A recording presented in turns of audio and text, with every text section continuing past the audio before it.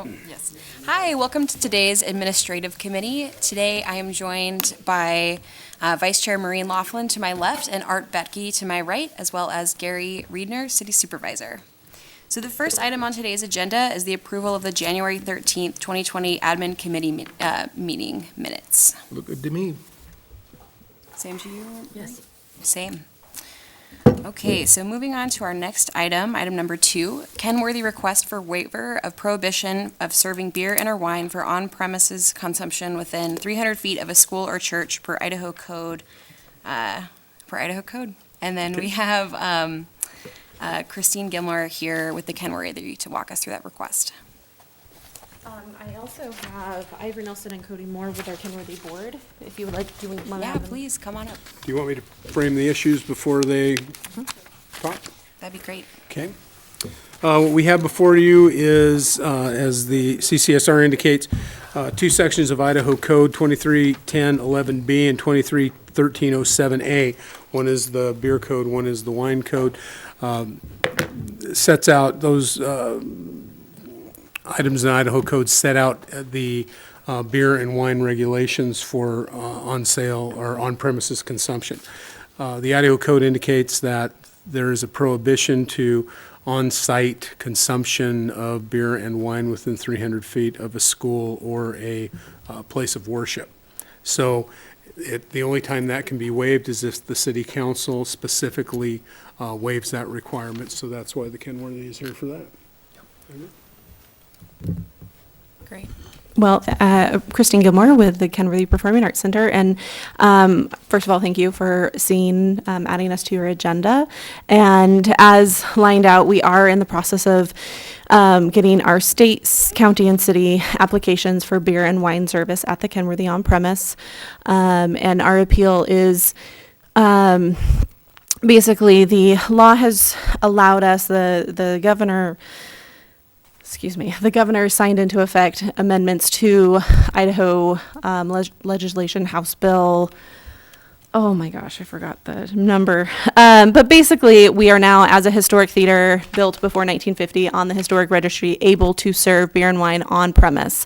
And as soon as that happened, the board and myself started the process in order to get this done, in putting out going through the process, including requesting this appeal to the waiver.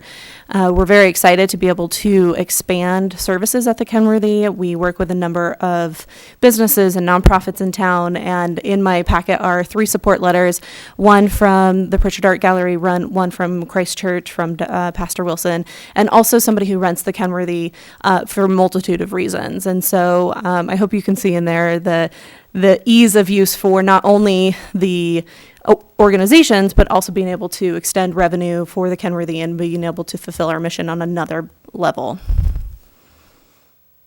Wonderful. Yes, I forgot to mention, it is Christ Church is the house of worship that is located within 300 feet of the Kenworthy. Right next door, darn near. Yeah. So, I appreciate all of you doing your due diligence too and getting letters of support. I think it's a really straightforward request. I support it, and I appreciate you doing the legwork on that. I do too. Anything? Yeah. Thank you. I see it as a really good thing, not only for the Kenworthy, but for the arts in Moscow more broadly with all of the events that is hosted by the Kenworthy. And I also see the beer and wine more of as an adjunct to what goes on there culturally, as opposed to a regular bar or tavern whose business is to vend the spirits and the wine and the beer. And this is a whole different venue and use of that permit. So I'm very much in support of this. Agreed. Consent agenda, you Yes. think? Yeah. certainly. Okay. Well, thank you all so much. Thank you. Thanks for having us. That moves us to our third item on the agenda, investment RFP contract acceptance. And for that, Gary Riedner and Finance Director Sarah Banks. Okay, thank you. This is a big day for finance. We've had the ERP software item on Public Works Finance Committee. So this is the other one we're working on right now, and that is the investment consultant services. we, didn't take very long. The investment resolution that is in your packets sets out the duties of the finance director, how investments are done, what investments can be invested in. In addition, Idaho code also places constraints on investments and the types of investments that cities can invest in. This was passed, I believe, in 2010. And after that, our finance director at the time, Don Palmer, would run those investments himself. He would have brokers call him up. They would offer some investment sale. Don would then evaluate those and invest. Since that time, that probably was not the, although he was guided by council policy, really, the finance director doesn't have the expertise to be evaluating, or time more than anything else, to evaluate all of these investment vehicles and determine why is this one better than that one, so on and so forth. So about 2 years ago, we started talking about maybe it's time for us to retain the services of an investment consultant. So we put an investment committee together, investment advisory committee, comprised of Sarah, myself, Ron Smith, who is the former financial VP at the University of Idaho, Brian Foisey, the current financial and administration VP, and Joy Fisher, who is the executive director of the U of I Foundation. In addition, Renee Tack also sits in on those meetings. So those folks know a lot about investments. They, again, don't invest themselves for their institutions, but they do it through an investment consultant. So we asked them to help us put together an RFQ to go out and see what we could get. So we issued that back in November, and it closed, I believe, the end of December. There were 14 responses, some firms from as far away as Illinois, Wisconsin. We chose to interview out of those 14, 4 different firms with a more regional air to them. So they were in the Intermountain West.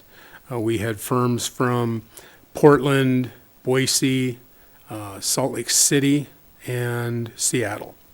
And so we interviewed all of them. We took a day, and the investment advisory committee brought all of those firms in for interviews. They responded with RFQs, which you have, or statements of qualification that you have in your packets. And after we got done interviewing, we asked for recommendations from the committee. They came down to 2 finalists. Sarah then did her due diligence, talked to references, talked to the principals who had made the presentations, and eventually made her selections. So go ahead. Yep, so in the process, once we narrowed it down to the 2, really the biggest thing we were probably looking for was someone who not only was going to do the investing and stuff that we felt would be best for the city, but it was also going to be someone who was coming in and going to teach us along with what they were doing, show us the process, allow us to be involved in it and understand every step of the way what they're doing, so that we can have a full grasp when we come and report. We know exactly what's going on. The firm that we did end up bringing forward for recommendation actually has some pretty established software that they use that we have access to, and so there was just a lot of benefits for the firm that we went for on why we selected them. Morton & Company is out of Salt Lake City. They've got, I think, 24 Idaho clients. They don't have, they act as a broker as well as an investment consultant. They've got, as we interviewed them, they have a team concept, so every member of their team, I believe they have 5, will be conversant with our investments. Sarah mentioned something that I think is incredibly important, and that is that they will come in and they will look at our investment policy. We have a pretty good investment policy. If you read through the materials, though, one of our questions in the RFQ, was to evaluate our investment policy. What do you think? Are there any things that you would change? And actually, all of the firms had pretty much the same thing. Recommendations. So one of the first things that we will do with Morton and Company is, okay, come on in, let's tell us what sorts of recommendations you have. We will then bring those to council, and investments will take place after that investment policy is updated. So that's a huge issue for us. The Clearwater Analytics software that Sarah talked about is great because it will allow her at any time she wants to go online and actually be able to see how the investments are doing, get comprehensive reports, and those sorts of things. So that's really a huge issue. You'll also notice that, and it's a little bit weird, this contract, because it says it is a discretionary investment contract. If you go to the addendum, though, it says this is not a discretionary investment contract. The big issue there is if it's a discretionary investment contract, you give them your policies, you give them your wants, whatever, and they will take your money and they will go invest it. They will let you know what they invested in, but essentially they do it. And that is not what we wanted to do here. We wanted to know what the investments were. As Sarah indicated, she wants to learn and wants her staff to learn how it's done. So they will identify investments. They will then come back to get authorization from the finance director to enter into those investments. And if it gets to the future, once Sarah feels comfortable enough with them that she could determine that, okay, now's the time to allow you discretion to do it. So it's a method of becoming comfortable, learning about it, and retaining the control until you feel that you can delegate that. And another thing that they're going to do that we felt was really important, and only 2 of the agencies was something that was part of their normal routine. Before we actually get started and we invest, it's going to take about a month. They're coming in. They're also going to be looking at our cash flows. We've already done an analysis in-house, which is how we came up with the amount that we plan to invest. They're actually going to review it, see if they agree with the 15 million or if they think, in fact, maybe we should start out with more. And just kind of talk with us, see what they see, and make sure that when they're investing on our behalf, that they're understanding where the money's coming from, and that, in fact, we won't be getting ourselves in trouble or anything like that in the process. So having that extra watch from them and making sure that they understand at the beginning where we're at, and then annually we'll look at it again, I think that's huge for us. And one of the things that we're looking at, when they look at our investment policy, they also look at our financial policies, determine how much liquidity we need based on cash flow analysis. We need to be really careful. Right now, we don't have any investments other than the local government investment pool in Boise, which is as safe as it can be. It's as safe, it's what the state invests in, right? But the return is not all that great.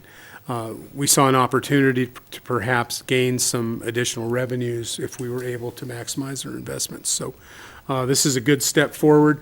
We're starting off with $15 million of funding to go ahead and invest. As I said, it's already in Boise, but it's a matter of seeing if we can earn some more money on that. Once they do the cash flow analysis and look at our longer range planning, determine we might be able to invest more than that, but we want to get our feet wet first and see what goes on. Even things as once we get up and running and we get some experience with this, even when we get funds like the bond, because we get the bond funds, we put them in the LGIP. Those funds, until we need them, could have been put in a very safe investment until we need them, and perhaps gained a little off of that as well. So it allows us the flexibility to implement some of those strategies. So is there going to be a time lag as we anticipate investments coming out of the state fund as they come due, as it were, or are we just going to flop the whole works over in one fell swoop? Well, right now it's a 48-hour turnover. LGIP is liquid, so there won't be any lag time. And once we decide what investments we're going to put them in, which of course those will be staggered, it's 48 hours from the time we choose for the money to be there. So darn quick. Yep. Also, I noticed in there, we're reducing our financial horizon from 15 years down to 5, which I think in today's climate is probably a really smart thing to be doing, because in 2005 and you invested in something for 15 years, look what happened in between.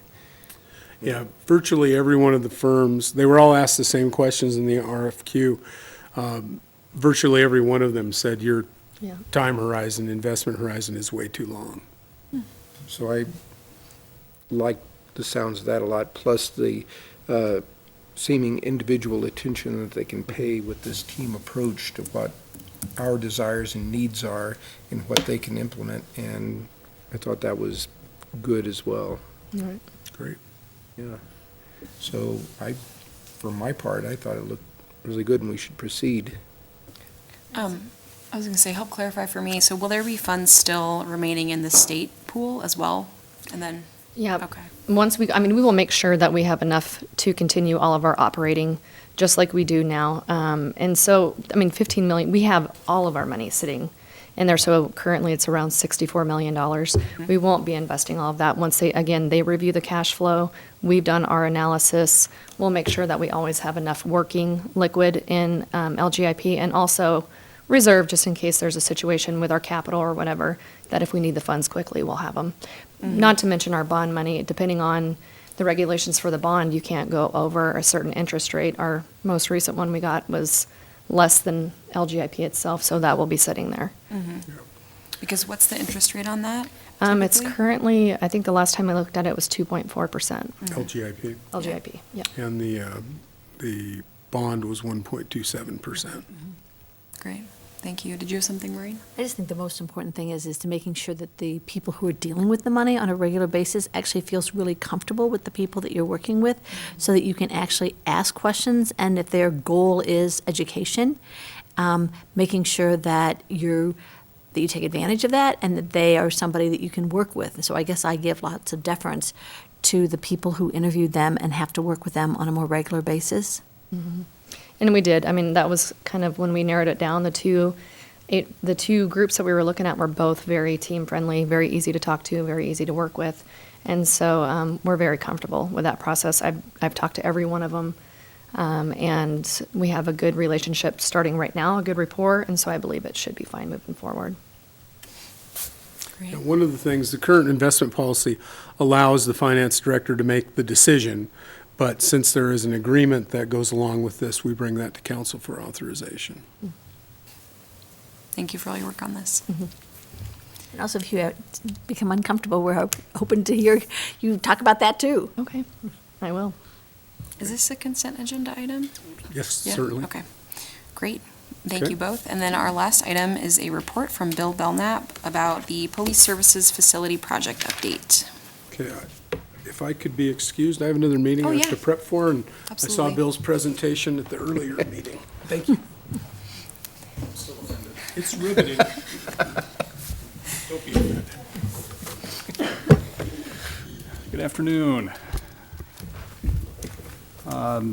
Just to, Bye, Gary. here we go. Sorry, I was on the wrong slide there. So this is a report on the Police Services Project to bring the council kind of up to speed where we are at this point in time. As you're aware, this kind of all started back in 2016 when the city conducted a police services facility master plan. At that point in time, the focus was the current recycling center location. And the police station had been deemed to be substandard and deficient for quite a period of time. In 2015, it came out as one of the highest priority projects on the city's strategic plan. So we began the effort to try to find a location. And at that point in time, we were looking at the current recycling center facility property. That planning effort led to a proposed building size of 15,300 square feet for the primary building, and then an additional out-storage building of about 3,000 square feet of size. That study also projected that construction cost estimate to 2018. That was kind of the horizon we were looking at that point in time for the facility, and it was estimated at $5.3 million. The City Council chose to move forward with the bond election in the spring of 2019. And prior to that, we had the consultants update that cost estimate, as well as we had to include the property purchase. We had moved away from the recycling center location at that point in time, given public comment that was received and desires to retain the recycling center in its current location. We evaluated 3 other potential sites. We entered into an option to purchase the site we ultimately landed on, and that cost had to be included in that overall project budget. So at that point in time, we updated it to be about 7.89, and that's what was carried forward in the bond measure. That bond did pass successfully, and we were able to secure an exceptional interest rate of 1.27% on the project, which was great timing for the project and really helped reduce our overall interest cost. Shortly after that bond election, then we moved forward with the request for qualifications to select the architect for the project. We ended up selecting LCA Architects and began that design effort in August, and have worked pretty consistently from that time through the holidays into this early spring of this year. As we kind of worked through that design effort, now that it becomes something real as compared to a kind of master planning exercise we did in 16, there was a lot of desire to ensure that the building met the city's needs in the long term on that 50-year horizon, which would be the life of the facility. So the square footage of the building did grow to 17,682 square feet for the principal building, and the outbuilding grew to 4,200 square feet. Unfortunately, that building growth combined with some pretty dramatic recent escalation of construction cost landed us on a revised project estimate of $10.5 million. Again, that original estimate that we carried forward through the bond election was 7.89. So we had a fairly substantial budget gap that we needed to address. So we spent about 45 days working through some value engineering, again, looking at every individual room and space of the building, hallways and circulation, determining what was necessary, what could we potentially reduce out of the building without compromising that long-term functionality of the building for the life of it.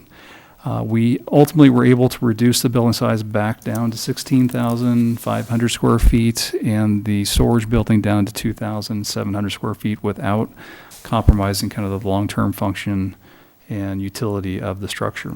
We also analyzed different structural materials, looking from steel to wood framing, site layout to reduce in our paved area and hardscape, as well as the exterior finish materials to reduce that project cost. We did ultimately end up shifting to a change in the exterior finish on the second level. It was initially envisioned and priced as a full masonry building on the 2 floors, and we have shifted to masonry on the first floor and then to a cement fiber material on the second floor. Just to, that both reduced exterior finish costs. The cement fiber panel is about half the cost of actual CMU. And then that also allowed us to downsize the steel structural members because the building envelope was lighter, wasn't having to support as much weight for the seismic requirements. So that helps us reduce steel framing material cost as well. That current estimate now through that value engineering process is about $8.49 million is where we have landed. And that's total project costs, including the land acquisition. So we are about $600,000 beyond the bond estimate at that point in time. We do have about a $340,000 contingency in that number for construction. So that's kind of where we are sitting on the project for budget. The building design is remained substantially the same. So you can see that transition of materials in the second floor. In the first iteration, we had that cement fiber material in this material between the 2 columns. So that's now been expanded to other areas on the second floor while retaining the masonry on that ground level. Project site is also substantially the same. We've had some small reductions of pavement areas. We've expanded stormwater detention and treatment facilities, but the building is largely located on the site in the same orientation with our public parking up front and the secured parking in the back with cover patrol to the east of the building. This is just kind of a landscape plan. Here, as you may recall, the highway sits down, the site sits a little bit higher. This area is intended to be more of native natural grasses in the area between the highway and Main Street and the facility, with the rest of the site in xeriscaping, low water use, irrigation plant materials. We have an entry kind of plaza at the beginning, at the front entry, and then also a small plaza area at the rear for employee access and breaks and outdoor space. The facility is really kind of laid out fairly efficiently. We have our entry lobby area. Off that, we have receptions and record storage. That moves then to evidence processing and lab, evidence custodian space, evidence storage, drug storage, and then we have our mechanical, electrical, and data rooms off the back. We have a couple pass-through rooms up front. We have our fingerprint station, because that happens fairly often for any business license, daycare providers, taxi cabs. So I do have a lot of fingerprint activity, so there's a passageway room for that fingerprint to occur. We have a public-facing restroom off the lobby, a rear-facing restroom off the hallway as well, and then we have kind of the soft interview room for those lower key interview activities with individuals coming in to make a report or provide information about an incident. Then we have an elevator that serves up the second floor, and that stairwell that goes up there as well. As we go back a house, we have a hallway here that provides access to the break room, work copy room. We have our corporals and sergeants' office spaces. So these are roughly just a little over 300 square feet in size, but intended to accommodate 3 individuals in each of those. We have a writing roll call room, patrol storage, and the operations captain's office. And then this is the entry vestibule from the back to the secured parking area. Armory for weapon storage, maintenance, cleaning, and then locker rooms for both men's and women's, and then the wellness room here located in the rear stairwell on the building. Second floor, as you come up, we have our training room. That's going to be both for training on police, as well as also able to serve for community events, also to serve as an emergency operations center.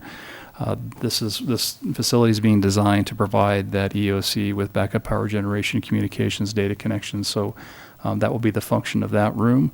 We have our detective suite back in the corner. This is really laid out for 5 workstations, as well as the forensic detectives that do the cyber crime research. They have their separated workspace there. And then the detective sergeant's office located here in the corner. 2 interview rooms here for the detectives. And then we have restrooms here to serve training, public space. We have code enforcement, parking workspace, a couple storage rooms, admin sergeant, a conference room, and then we have 2 captain's offices, a chief's office, and administrative assistant on the second floor. As I mentioned, the building design, again, is substantially similar to what we utilized in the bond election, what had previously been developed, really just changing some of this upper story material to a little bit lower cost material to help save cost on the project. And these are just kind of those perspective renderings of the facility. Outbuilding has shrunk. We have kind of 2 roll-up doors located here. One's kind of an open storage bay. The other is the evidence processing bay. So if there's a vehicle that's related to a crime that needs to be processed in a secure facility, that was where that will occur. We have long-term storage, and then we have the motorcycle, patrol vehicle, bike parking, maintenance area, and then a covered maintenance bay next door. So this will be, right now, the 2 motorcycles are stored in a shipping container out in the shop yard. So this will provide a more secure space for storing those motorcycles, as well as performing maintenance activities, as well as the bike patrol vehicles. And here you can see kind of the 2 roll-up doors for that open storage and evidence processing bay. This is a smaller roll-up for the motorcycles and bike access, and then this is that covered vehicle servicing bay there on the south end of the building as well.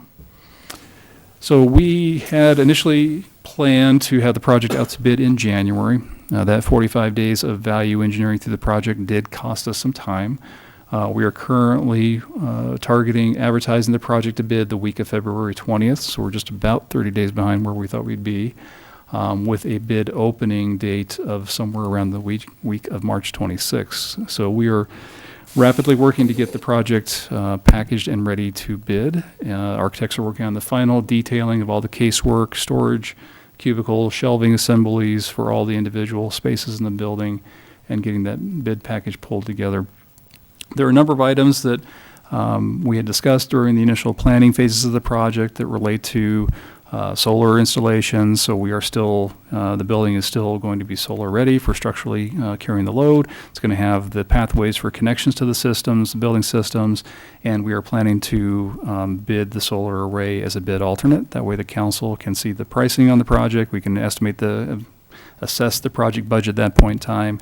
We're still roughing in conduit for EV charging, both in the public parking lot as well as in the back patrol, anticipating we would, at some point in the life of this facility, move to fully electric patrol vehicles. So we'll have that infrastructure in place, and we'll have that transformer pad location to serve those electrical vehicle charging facilities sited as well. So we'll be ready to address that. We're also roughing in electrical conduit to the covered patrol parking, because that's another good solar installation opportunities on the roof of the patrol parking. And so we'll have conduits run in to connect to that as well to provide future expansion of solar. If we're not able to accommodate that with the current budget, we will be able to do that with minimal cost and not having to tear up concrete and asphalt to run those pathways in the future. We'll also do additional enhanced building insulation, enhanced glazing as add alternates. There'll probably be an addition to the storage building as an add alternate, because we had to cut down some of the size that they're hoping to accomplish. That way we can try to get this base project, as I've kind of described, hopefully within the budget. And if bids come in favorably, we can look at other add alternates that the council could choose to accept as well. With that, I'd be happy to try to answer any questions you might have. So, as it sits now, is the outbuilding expandable into the future if we wind up with the smaller outbuilding? Does it have the ability to expand off? It is. It's an engineered steel building, and on the site plan, we actually had this vehicle service bay right here on the north. We actually flipped that, knowing we were shrinking this to preserve that opportunity for that building to expand to the north. So it would be fairly easy to do in the future, or should budget allow, should the council decide to do so. If we have an add alternate to add that additional bay, we could do that by accepting an add alternate. But that's just an engineered steel building. That's a fairly easy building to expand or do an addition on in the future. So that one shouldn't be too difficult. The main building itself was a little more challenging. Oh, yeah. Yeah.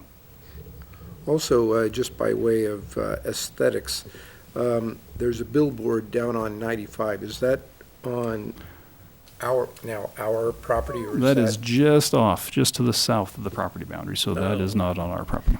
So we're building this nice building, and there's a billboard right in front. Dang. Kind of down low.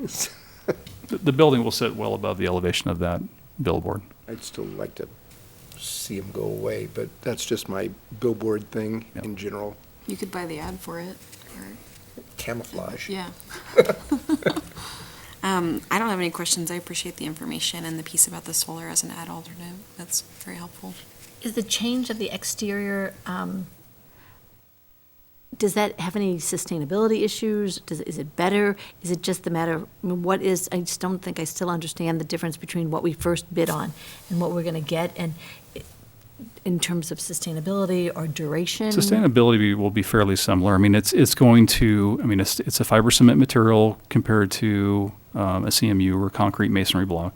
Both have similar materials, concrete inputs into the material, less weight, less actual volume of the material in the fiber cement panels compared to the masonry units. I would say probably might have a slightly lesser environmental impact, just due to the mass material, transportation, the amount of cement in it. It is certainly a thinner material. It'll be within about a 1/2 inch thickness compared to the 3.5 inch thin CMU unit we'll be doing on the ground floor. And so let me also ask you, there's rooms there for the detectives to have interviews.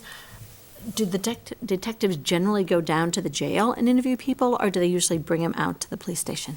At this point, this is usually before charges are filed. This is early interviews during investigation, so they happen currently at the police department, and will continue to happen here. Police department will go and they'll bring them out to the station, and then they'll take them into the jail if that's where they're supposed to be. I think a lot of that, or it's pre-arrest interviews before they're assessing charges.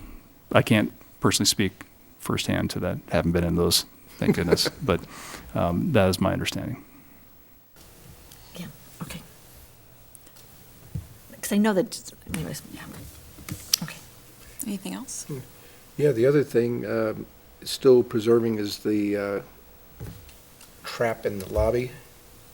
With the Correct. panic Yeah, button. that'll be in the vestibule area. So so I go to the site plan. So that's intended to be accommodated in this entry vestibule, that there would be an opportunity for somebody, this will remain open during off hours, that there'll be a button they can push that will lock this room and that will call dispatch, would call 911.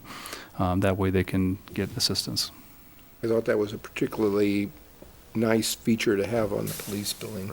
Yep. Sort of a panic room.